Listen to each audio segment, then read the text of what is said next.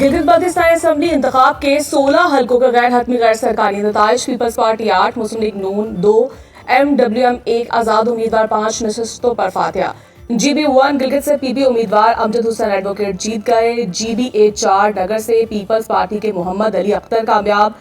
GB A 7 Skardu 1 से PP उम्मीदवार Syed Toqeer Mehdi.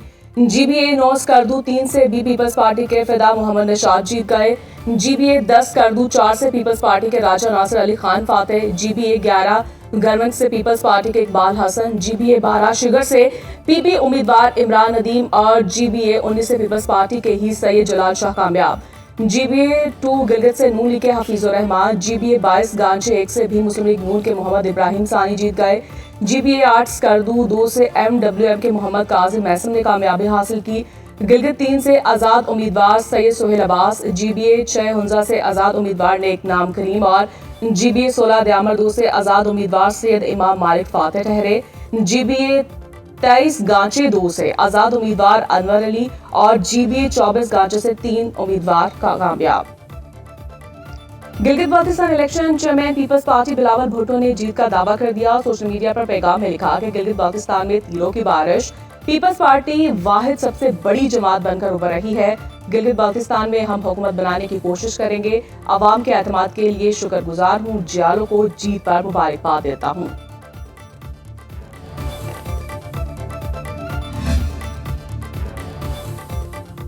Peoples party का गिलगित बाल्टिस्तान इंतखाबात के दौरान फॉर्म 45 फराहम न किए जाने का दावा। Secretary general Peoples Party Nayyar Hussain Bukhari ने कहा, हमें फॉर्म 45 फराहम नहीं किए जा रहे। कहा जा रहा है आप फिलहाल निकल जाएं। चीफ इलेक्शन कमिश्नर ने नोटिस में ये मामला ले आए। सीनियर रहनुमा कमर जमान कायरा ने बयान में कहा, इंतखाबात को मुतराजा नहीं बनाया जाना चाहिए। ताहम कारकुन फॉर्म 45 हासिल किए बगैर पोलिंग स्टेशन न छोड़े ताकि नताइज की शफाफियत को यकीनी बनाया जा सके। मरकजी तर्जुमान शाजिया मरी ने कहा, फॉर्म 45 ही फॉर्म 47 की जमानत है। इंतखाबी नताइज में रद्दोबदल या अवामी मैंडेट पर डाका डालने की किसी कोशिश को कामयाब नहीं होने देंगे। वज़ीर इत्तलात खैबर पख्तूनख्वा शफी जान ने दावा किया कि अभी तक मौसूल मुतादिद फॉर्म 45 के मुताबिक PTI को बढ़तरी हासिल है।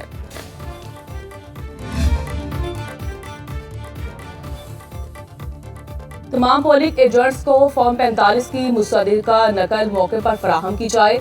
Chief election commissioner Gilgit Baltistan की प्रिजाइडिंग अफसरान को हिदायत। Chief election commissioner Gilgit Baltistan Raja Shahbaz Khan का कहना है कि नताइज की तरसील के मराहिल खुश असलूबी से मुकम्मल किए जाए। Chief election commissioner Gilgit Baltistan का मुख्तलिफ पोलिंग स्टेशन का दौरा। राजा शहबाज खान ने इंतखाबी अमल का जायजा लिया। मीडिया से गुफ्तगू करते हुए कहा, गिलगित बाल्टिस्तान में इलेक्शन पुरअमन माहौल में हुए। अवाम ने अच्छे माहौल में वोट कास्ट किए। जमहूरी अमल में बढ़ चढ़कर हिस्सा लेने पर आवाम का शुक्रगुजार हूँ। बेहतरीन सिक्योरिटी इंतजाम किए गए। पोलिंग स्टेशन में खवातीन की बड़ी तादाद मौजूद रही। उम्मीदवार रियाज अकबर की नहली का नोटिफिकेशन जारी है। दस्तावेज पर सूबाई इलेक्शन कमिश्नर के जाली दस्तखत काबिल ताज़ीर जुर्म है। जिम्मेदारों के खिलाफ कार्रवाई की जाएगी।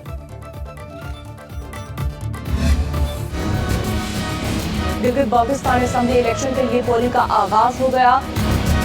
24 नशस्तों पर 403 उम्मीदवार मद्दे मुकाबल हैं।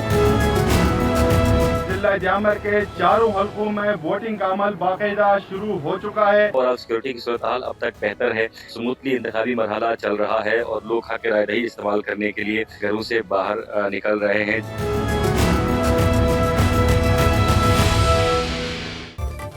सुनो न्यूज की गिलगित बाल्टिस्तान असेंबली इलेक्शन की बड़ी कवरेज। स्कर्दू, शिगर, चलास से दयामर स्टोर तक गांचे, गरमंग से गिजर तक हर हलके से पल पल की खबर। रिपोर्टिंग टीम की 24 हलकों में हर पहलू से कवरेज। सुनो न्यूज की टीम बर वक्त और मुस्तनिद नताइज की रिवायत बरकरार।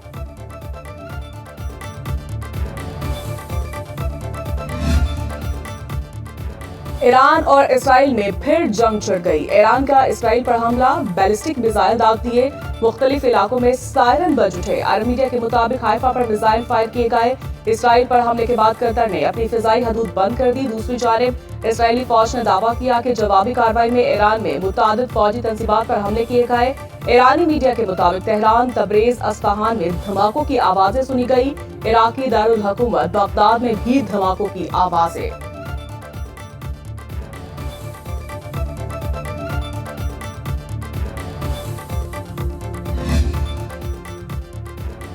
लेबनान पर जाहिर किसी सूरत बर्दाश्त न करने के ऐलान के बाद हमलावरों को भरपूर जवाब दिया। ईरानी सुप्रीम लीडर के मुशीर मोहसिन रजाई कहते हैं कि आज रात की कार्रवाई जारह कुव्वतों की शरपसंद रोकने के लिए एक वाज़ेह वार्निंग है। दुश्मन की किसी भी नई हरकत का जवाब पहले से कहीं ज्यादा तबाहकुन होगा।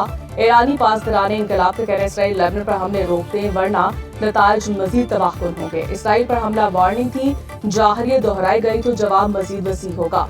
खत्ते में अमरीकी इसराइली हदाफ को निशाना बनाया जाएगा। जंगबंदी की कबूलियत इस शर्त पर थी कि तमाम महाजों पर फायरिंग बंद हो। अमरीका और इसराइल ने अपने वादों पर अमल नहीं किया।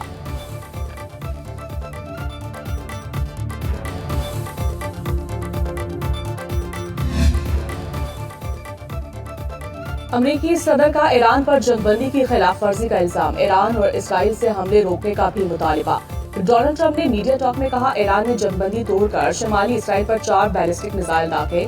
डील होने वाली थी, फिर ये क्या हो गया? ईरान को मशवरा है, मिसाइल दाग दे, ये काफी है। नहीं चाहता कि कशीदगी मुज़ाकरात के अमल को सबूताश करे। ईरान मुज़ाकरात की मेज पर आए और डील करे। इसराइल ने जवाबी हमला किया तो तनाज़ा मजीद तूल पकड़ सकता है। नेतन्याहू को ईरानी हमलों का जवाब न देने का कहूंगा। अमरीकी फौज हाई अलर्ट है। इसराइल ने बैरूत पर हमले अमरीका के साथ किसी किस्म की पेशगी हम आहंगी के बगैर किए। आज के इसराइली हमलों पर खुश नहीं हूँ।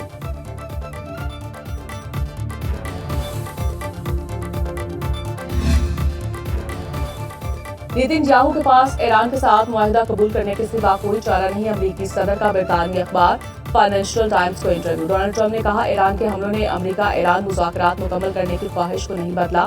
सहाफी ने सवाल पूछा, मुआहिदा नाकाम हुआ तो क्या होगा? सदर ट्रंप ने जवाब दिया, ईरान पर कमांडो ऑपरेशन पर गौर करेंगे।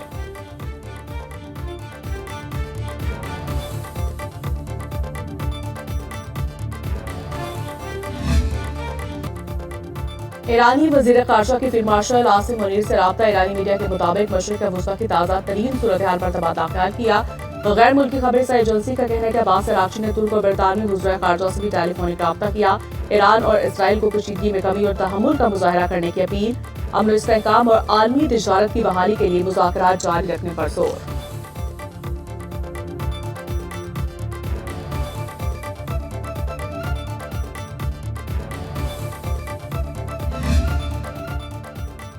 रावलाकोट में कदम ज्वाइंट अवामी एक्शन कमेटी के मुसल्लह शरपसंदों की फायरिंग से कानून नाफिज करने वाले 4 अहलकार शहीद। तर्जुमान आईजी आजाद कश्मीर पुलिस का कहना है, फायरिंग से 20 से ज्यादा पुलिस और सिक्योरिटी अहलकार जख्मी भी हुए। मुसल्लह अफराद ने एहतजाज की आड़ में इकट्ठे होकर हमला किया।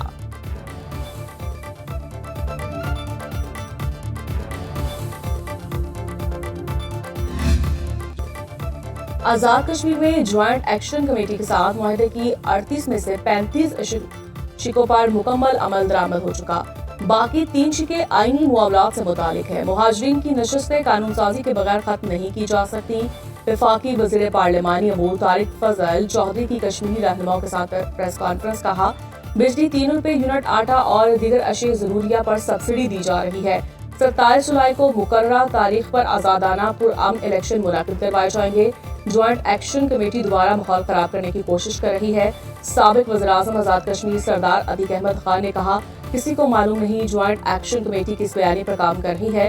हुकूमती कमेटी ने नेक नियति से ज्वाइंट एक्शन कमेटी से मुज़ाकरात किए। नबीला अयूब ने कहा, ज्वाइंट एक्शन कमेटी किसी खुफिया साजिश का हिस्सा न बने। मुहाजिर नशस्तों पर हुकूमती मौक़िफ़ दुरुस्त करार, एहतजाजी सियासत मुस्तरद। आजाद कश्मीर सुप्रीम कोर्ट ने सदारती रेफरेंस पर राय दे दी। सदर आजाद कश्मीर ने हुकूमती मशवरे पर रेफरेंस दायर किया। सुप्रीम कोर्ट ने करार दिया, 12 मुहाजिर नशस्तें आर्टिकल 22 के तहत आईनी तहफ़्फ़ुज़ रखती हैं। तब्दीली के लिए आर्टिकल 23 के तहत आईनी तरमीम नागुज़ीर है। फैसला कुन कुव्वत सड़कों पर एहतजाज नहीं बल्कि आइन की बालादस्ती है। आईनी तरमीम अवामी मैंडेट, पार्लिमानी बहस और आईनी तरीक़ेकार से ही मुमकिन है। आइन के तहत इंतखाबात का बरवक्त इनेकाद लाज़मी है। एहतजाज या सियासी तनाज़ा इलेक्शन में रुकावट नहीं बन सकता। इंतखाबात और अमन अमान की आईनी जिम्मेदारी रियासत पर आयद होती है। पुरअमन एहतजाज आईनी हक है। सड़कों की बंदिश, धौंस और मामूलाती जिंदगी में खलल आईनी तहफ़्फ़ुज़ हासिल नहीं करते।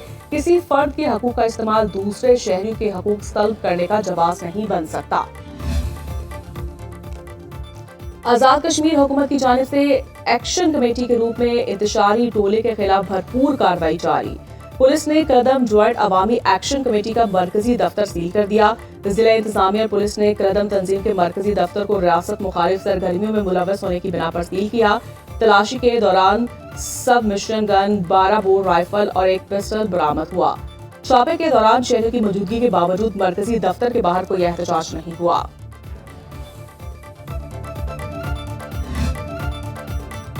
आइंदा माली साल के तरक्याती बजट का मामला, नायब वज़ीर-ए-आज़म इसहाक डार की बिलावल भुट्टो से जरदारी हाउस में मुलाकात। पीपल्स पार्टी के सिंध के तरक्याती मंसूबों से मुतालिक तहफ़्फ़ुज़ात। मुलाकात में नवीद कमर, शहरी रहमान और जाम खान शोरो भी मौजूद थे। बजट सिंध के तरक्याती मंसूबों पर गौर। ज़राए के मुताबिक बिलावल भुट्टो ने अपने तहफ़्फ़ुज़ात नायब वज़ीर-ए-आज़म के सामने रखे। सिंध से वज़ीर जाम खान शोरो ने नायब वज़ीर-ए-आज़म को ब्रीफिंग दी। इसहाक डार की पीपी के तहफ़्फ़ुज़ात दूर करने की यकीन दहानी।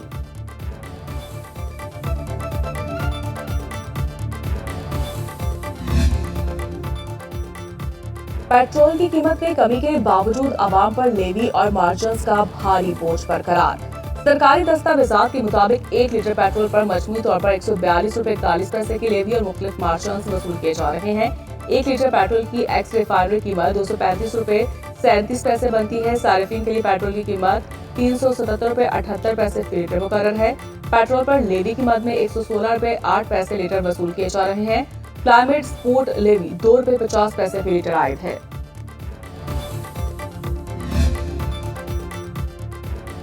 वज़ीर आला पंजाब मरीम नवाज का हर वादा सच्चा।